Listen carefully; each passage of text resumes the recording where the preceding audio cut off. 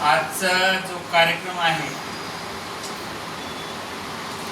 5 लोकांचा सन्मान आणि 20 लोकांचं जेवण.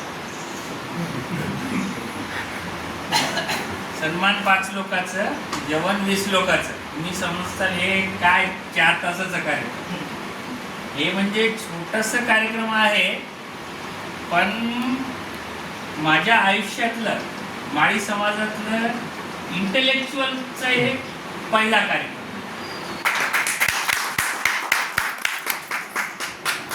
सरांना जसं आता म्हटल्याप्रमाणे घाई नाही, गर्दी नाही, काहीच नाही.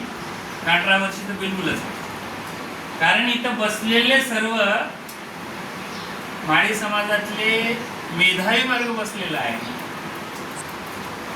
मोजकेच असेल 20-25.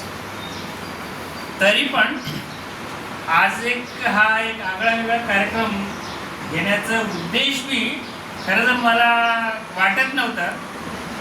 8 दिवसापूर्वी सामानानं म्हटलं तुमच्या एक कार्यक्रम घेऊ.